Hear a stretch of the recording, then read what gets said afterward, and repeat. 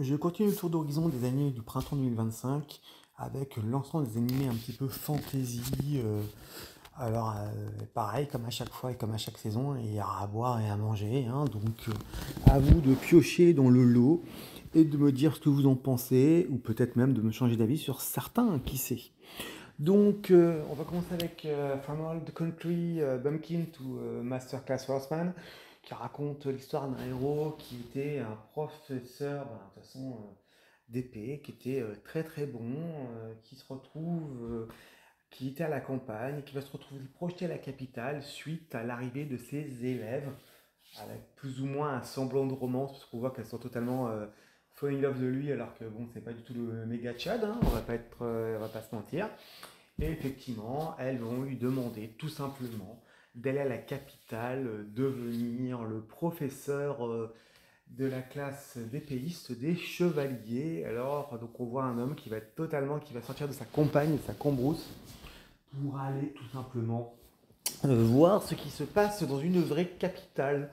Alors, écoutez, pour le coup, pour l'instant, les 3 épisodes, ça se défend bien. Bon, ça fait un petit peu old school graphiquement, mais effectivement, ça peut être sympathique à regarder. C'est pas déplaisant. On n'est pas sur un. Bon, il est overcheaté, mais on n'est pas sur le gars qui est un isekai. Maintenant, bon, il y a le côté harem qui peut nous plaire ou pas plaire. Moi, je vais quand même laisser la chance à ce produit, hein, parce que je pense que c'est assez intéressant et qu'il y a du potentiel sur cet animé. On enchaîne après avec l'animé The Brilliant Healer New Life in the Shadow, où c'est l'histoire tout simplement d'un guérisseur surdoué qui, comme bien souvent dans ces animés, a été viré de son groupe pour une raison X ou Y, parce que c'était un poids, ou parce qu'il servait à rien. Et il se trouve qu'il est un guérisseur surpuissant et qu'il va décider d'être un guérisseur de l'ombre, c'est-à-dire un petit peu, il n'a pas droit à sa licence. Et du coup, il va tout simplement bah, être un guérisseur au noir, il n'y a pas d'autre mot. Pour le coup, il est super puissant. Bon, il arrive, il a la classique, il y a tout son lot de Harlem qui débarquent, qui sont toutes plus douées que les autres, qui sont les leaders des ogres, les leaders des loups. Bon, en vérité, les leaders, effectivement, qui sont très très fortes et qui effectivement veulent tout simplement débarquer chez lui parce qu'elles sont surprises par son talent en vérité et son physique, parce que bon, c'est un peu le giga chat du moment. Et effectivement, après, voilà, il y a un petit côté discrimination, le monde de l'ombre, le vrai monde, il va travailler pour ces gens-là. Pour le coup, la palette graphique est très très agréable, hein, clairement. On est sur du high level. Pour le coup, c'est assez agréable à regarder. Moi, je continue parce que je pense que c'est un des beaux animés de fantasy de saison, donc intéressant à voir. On continue dans la même idée avec The Unaware Atelier Meisler, qui revient toujours un peu au même en fait, hein. Pareil, c'est un garçon très très doué qui est un coursier au sein d'un groupe de héros, le Flaming Dragon Fang, et il est bien sûr, comme d'habitude, éjecté de ce groupe parce qu'il possède le rang de combat le plus bas du groupe. Et il va décider d'accepter divers emplois et découvrir qu'il a des capacités étonnantes, voire extraordinaires, SSR, hein, vis-à-vis des Tsubasa et autres joueurs. Mais dès lors qu'il ne sort pas du combat, dès lors qu'il est en dehors du combat. On est sur du grand classique, on est sur du fantasy classique, le mode arène qui va bien, le mec omnipotent, bon, écoutez, voilà. Chacun a midi à sa porte et se dira si ça peut l'intéresser ou pas. Je m'arrête également sur certainement l'un des meilleurs animés du moment. Enfin, moi en tout cas, je pense que c'est une pépite qui va être. Et non, je ne parle pas de Lina Flozone, je parle de Théogonia, qui me semble tout simplement être une très très belle perle avec un très beau potentiel.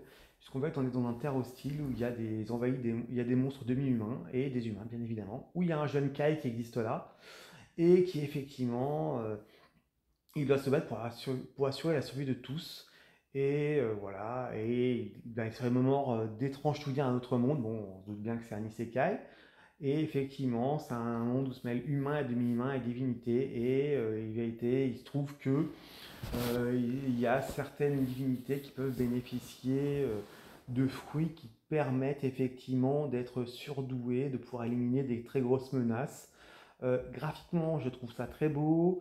Alors bon, ça prend un peu de temps à démarrer, mais je pense que ça cache un beau potentiel. Donc je vous encourage à jeter un œil sur Théogonia, qui m'a l'air d'être une très belle surprise, peut-être un futur banger, mais en tout cas pour l'instant ça m'a l'air très très très très bon. Une fois cela dit, on va arriver aussi sur certainement le pire animé de fantasy du moment, et peut-être même de plusieurs saisons, hein, parce qu'on tombe sur Shiro Io. Alors personne n'en parle, je comprends pourquoi personne n'en parle. Franchement, Incarnate as a Neglected Noble. Franchement, comment dire? On est sur de la fantaisie, on est encore sur de l'isekai. On parle de l'histoire de Hagea, qui est un enfant gâté de 5 ans, un fils d'un aristocrate, et effectivement, ben, voilà. Sauf que sa vie antérieure, il aime bien, dans sa vie antérieure, il aime bien cuisiner, coudre, chanter, entre autres choses. Donc tout ce que fait une tafiole et tout ce qui n'est totalement pas utile à un noble. Et il fait la connaissance d'un demi-frère, Régulus, qui est amené à prendre sa force, sa place. Et voilà, malgré le tragique avenir, il va essayer de le prendre sous son aile et ils vont tenter de contrer le plan de la famille noble qui les concerne. Franchement, c'est pathétique. Un noble qui a rien, qui est gros, qui est moche, qui ressemble à rien, qui sait coudre, qui sait cuisiner, qui sait faire de la broderie. Bon, écoutez, je reste totalement perplexe, mais je pense surtout que je vais zapper. J'ai déjà vu 2 épisodes et j'avoue que je me fais franchement chier. Mais bon, je me suis dit, quitte à parler de fantasy, autant parler aussi des animés pourris. Enfin, on arrive sur cet animé que vous attendiez tous et toutes, The Beginning After the End, parce que c'est un manoir. Et donc on se dit, waouh, c'est le successeur de Solo Leveling. Bon, écoutez, nous verrons à l'expérience. Il s'agit de l'histoire du roi grec qui renaît sur le continent magique d'Ikaten et sous le nom d'Arthur, et qui est bien évidemment surpuissant, hein, bien évidemment, qui va entamer sa seconde vie sous la forme d'un bébé, et il va décider de réparer un petit peu ses erreurs du passé. Donc peut-être ce côté se racheter qui va être intéressant, une seconde chance qui va être pertinente comme l'une de mes vidéos précédentes. Euh, que dire? Que dire? Que dire? Que dire?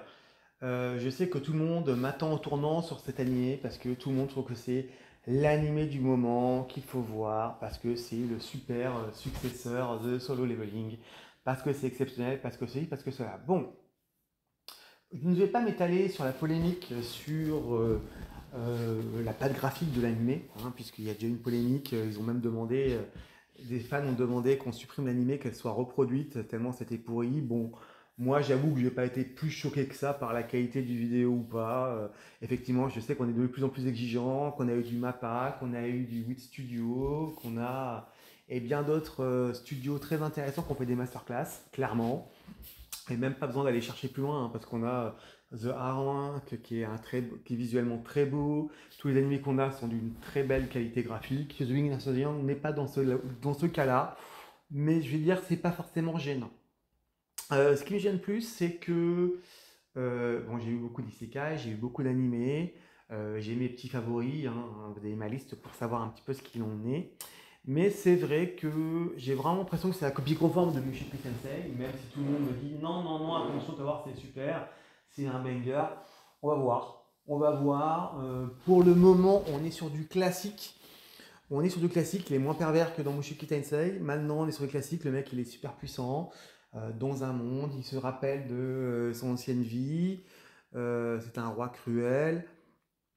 Du coup, ce qui est intéressant, c'est dans l'avant-dernier épisode, dans l'épisode 2, parce que là on a déjà l'épisode 4, et au moment où la vidéo sortira, on sera probablement à l'épisode 6 ou 7. J'avoue que pour le moment, ce qui est intéressant, c'est la démarche de mettre en parallèle sa vie d'avant avec ce qui lui arrive maintenant, où notamment il avait tué la famille d'un assassin, et maintenant, soi-disant pour leur épargner des tortures plus grandes dans leur pays, dans leur ville, et il se rend compte que en fait c'est une personne qui a connu toute la froideur, toute l'indifférence dans son monde, qui arrive dans un monde où il est aimé, où il a des choses auxquelles il tient, ce qu'il ne connaissait pas jusque-là, qui lui paraissent étrangères. Peut-être intéressant. Pour le coup, je vais dire que je ne suis pas aussi emballé que la majorité sur cet animé. Donc on va voir ce que ça va donner. Je pense quand même que je vais m'y intéresser et le voir jusqu'au bout, hein, donc soyez rassurés.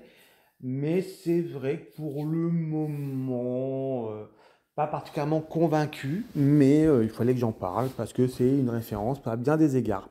Voilà les amis, c'était le tour d'horizon des animés avec notamment la partie fantasy.